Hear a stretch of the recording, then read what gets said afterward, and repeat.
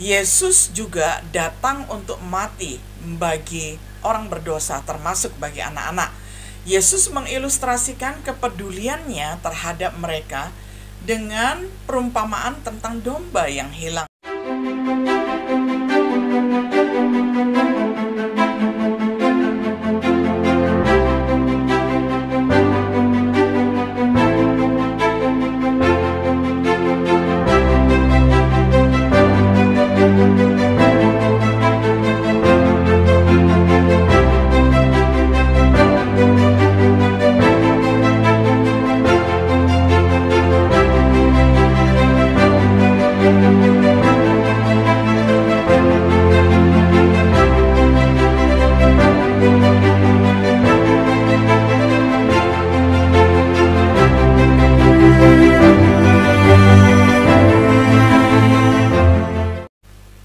Shalom, sahabat setia yang dikasih oleh Tuhan.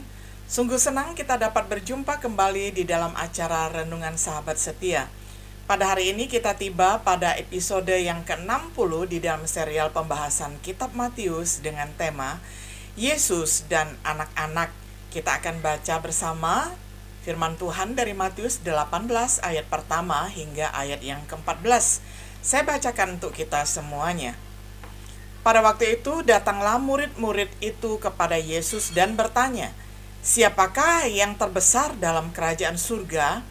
Maka Yesus memanggil seorang anak kecil dan menempatkannya di tengah-tengah mereka, lalu berkata, "Aku berkata kepadamu, sesungguhnya jika kamu tidak bertobat dan menjadi seperti anak kecil ini, kamu tidak akan masuk ke dalam kerajaan surga. Sedangkan barang siapa merendahkan diri dan menjadi seperti anak kecil ini, dialah yang terbesar dalam kerajaan surga. Dan barang siapa menyambut seorang anak seperti ini dalam namaku, ia menyambut aku. Tetapi barang siapa menyesatkan salah satu dari anak-anak kecil ini yang percaya kepadaku, lebih baik baginya jika sebuah batu kilangan diikatkan pada lehernya, lalu ia ditenggelamkan ke dalam laut. Celakalah dunia dengan segala penyesatannya. Memang penyesatan harus ada, tetapi celakalah orang yang mengadakannya. Jika tanganmu atau kakimu menyesatkan engkau, penggallah dan buanglah itu, karena lebih baik bagimu masuk ke dalam hidup dengan tangan kudung atau timpang daripada dengan utuh kedua tangan dan kedua kakimu dicampakkan ke dalam api kekal. Dan jika matamu menyesatkan engkau, cungkillah dan buanglah itu, karena lebih baik bagimu masuk ke dalam hidup dengan bermata satu daripada dicampakkan ke dalam api neraka dengan bermata dua. Ingatlah, jangan menganggap rendah seorang dari anak-anak kecil ini, karena aku berkata kepadamu, ada malaikat mereka di surga yang selalu memandang wajah Bapakku yang di surga. Karena anak manusia datang untuk menyelamatkan yang hilang. Bagaimana pendapatmu? Jika seorang mempunyai 100 ekor domba dan seekor di antaranya sesat, tidakkah ia akan meninggalkan yang 99 ekor di pegunungan dan pergi mencari yang sesat itu? Dan aku berkata kepadamu, sesungguhnya jika ia berhasil menemukannya, lebih besar kegembiraannya atas yang seekor itu daripada atas yang ke-99 ekor yang tidak tersesat. Demikian juga Bapamu yang di surga tidak menghendaki supaya seorang pun dari anak-anak ini yang hilang." Sampai demikian jauh pembacaan firman Tuhan dari Matius pasal 18 ayat pertama hingga ayat 14.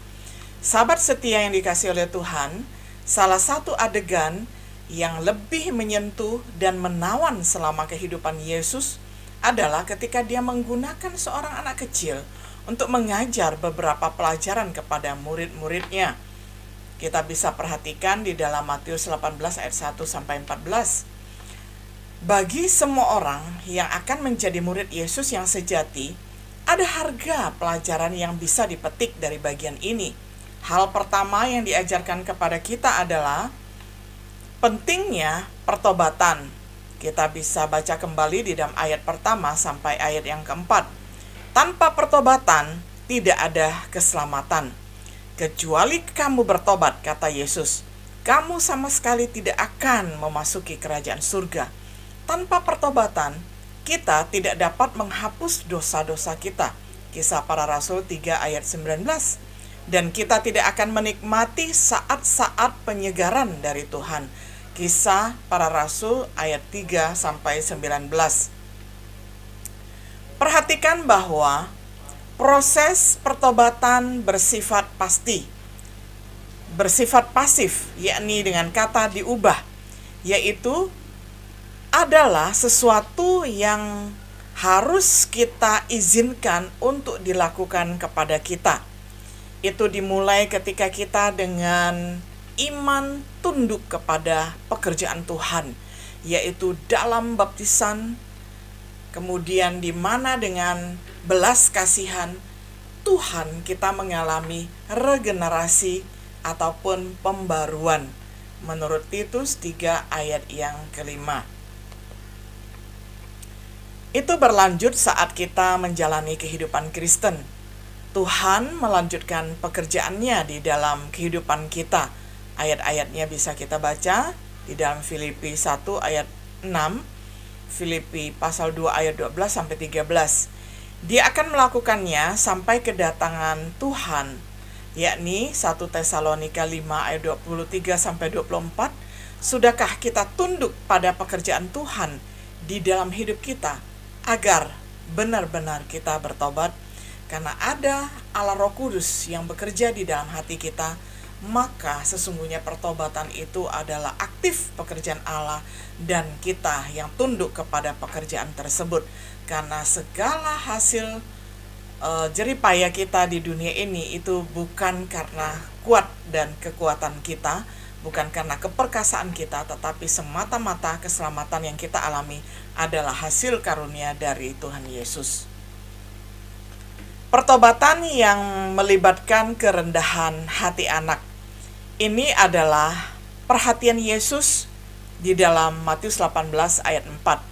Karena murid-muridnya bertanya, siapa yang terbesar di dalam kerajaan surga? Yesus menggunakan seorang anak untuk mengilustrasikan jenis kerendahan hati yang harus dimiliki oleh seseorang ketika hendak diselamatkan ataupun ketika dia menyatakan diri akan bertobat.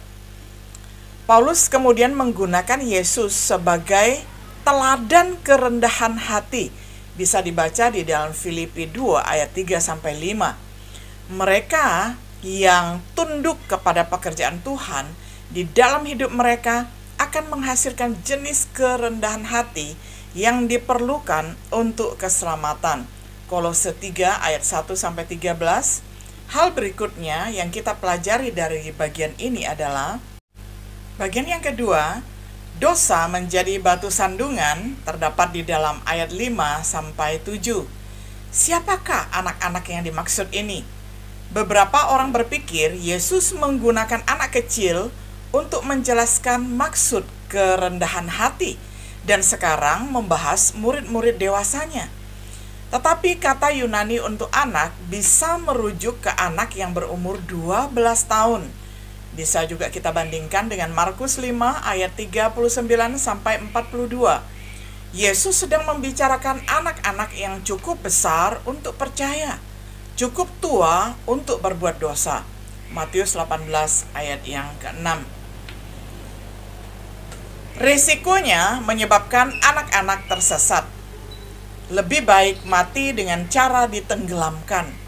Tuhan Yesus mengatakan bahwa apabila ada guru atau seseorang yang menyesatkan anak itu, lebih baik orang itu di lehernya diikatkan dengan sebuah batu kilangan dan kemudian ditenggelamkan ke laut. Orang yang seperti itu dikatakan celakalah. Mengapa sangat buruk? Karena itu adalah dosa terhadap Kristus sendiri. Paulus mempelajari pelajaran ini di dalam perjalanan ke Damaskus. Di dalam Kisah Para Rasul 9 ayat 4 sampai 5. Dia mengajarkan kebenaran ini kepada saudara-saudaranya di Korintus. Jadi barang siapa yang menyesatkan salah satu orang, itu artinya menyakiti Yesus Kristus sendiri. Bagaimana seseorang dapat menjadi batu sandungan bagi anak-anak? dengan melakukan apapun untuk mencegah mereka melayani Kristus dengan bebas, secara langsung dengan menganiaya, mengejek, menentang, atau menghalangi mereka dari melayani Tuhan. Apakah kita bahkan meletakkan batu sandungan di hadapan anak-anak kita tanpa disadari? Hal berikutnya yang dapat kita kumpulkan dari ayat-ayat ini adalah yang ketiga, kita membicarakan tentang realitas hukuman di masa depan, ayat 8-9. Beberapa organisasi menyangkal adanya hukuman setelah kematian. Misalnya Gereja Masehi Advent Hari ke-7 dan Saksi Yehova. Mereka menyangkali adanya neraka ataupun adanya hukuman setelah kematian. Namun Tuhan Yesus lebih dari yang lain mengajarkan realitas dari sebuah tempat siksaan yang abadi dan menderita. Kata Gehenna digunakan 12 kali dalam Alkitab dan sekali digunakan oleh Yesus. Di tempat lain dia menyebut neraka itu sebagai api yang kekal dan hukuman yang kekal. Bisa dibaca di dalam Matius 25 ayat 41 dan 46. Dan begitu pula para murid-muridnya menyebutkannya di dalam Ibrani 10 ayat 26-29 dan juga Wahyu 21 ayat 8. Perhatikan implikasi dari Matius 18 ayat 6 dan Ibrani 10 ayat 28-29. Apa yang bisa lebih buruk dari ditenggelamkan di laut atau sekarat tanpa ampun? Kepada mereka yang menyangkal hukuman setelah kematian masih kurang jelas, beranikah kita mempermudah apa yang Yesus dan Alkitab ajarkan tentang hukuman orang jahat? Dosa yang sangat serius.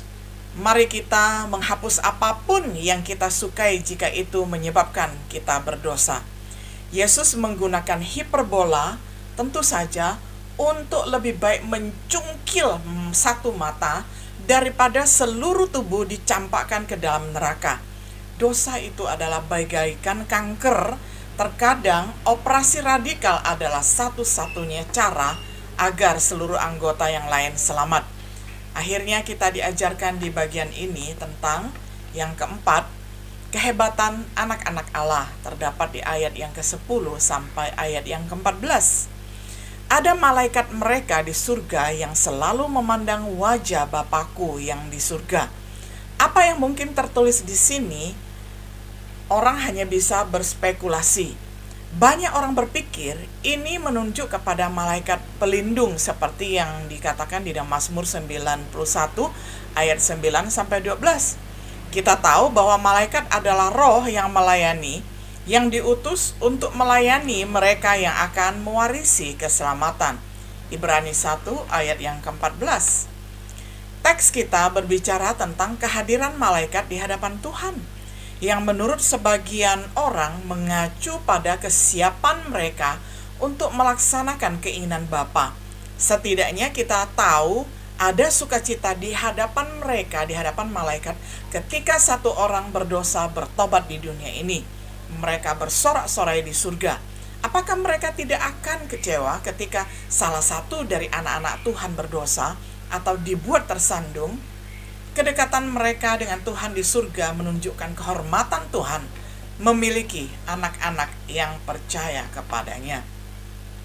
Anak manusia datang untuk menyelamatkan mereka. Yesus juga datang untuk mati bagi orang berdosa, termasuk bagi anak-anak. Yesus mengilustrasikan kepeduliannya terhadap mereka dengan perumpamaan tentang domba yang hilang. Bisa dibaca di dalam Matius 18 ayat 12-13. Jika Yesus bersedia memberikan nyawanya untuk mereka, tidak seharusnya kita meremehkan atau mengabaikan mereka. Bapa tidak ingin kehilangan satu anak kecil pun. Ini adalah kehendaknya bahwa Bapa ingin agar semua anak diselamatkan. Matius 18 ayat 14. Perhatikan, dia tidak ingin kehilangan satu dari anak-anak kecil ini. Jika Bapa dan Anak, yakni Yesus, sangat memikirkan tentang satu anak kecil, bagaimanakah dengan kita pada saat ini? Kata-kata Yesus harus memotivasi kita untuk menganggap serius anak-anak. Untuk orang tua, betapa pentingnya membesarkan anak kita dalam pengasuhan dan peringatan dari Tuhan. Untuk para guru, seberapa serius dan mulia tugas kita dalam mengajar anak-anak kita. Untuk kita semua, kita adalah contoh dan teladan, baik ataupun buruk, dan Tuhan akan meminta pertanggungan jawab kita atas dampak yang kita timbulkan atas mereka. Dan bagi mereka yang akan masuk ke dalam kerajaan surga, memperhatikan pentingnya pertobatan. Biarlah teladan kepercayaan dan kerendahan hati seperti anak kecil menjadi panduannya. Bagaimana kita harus melayani Tuhan dan satu sama lainnya.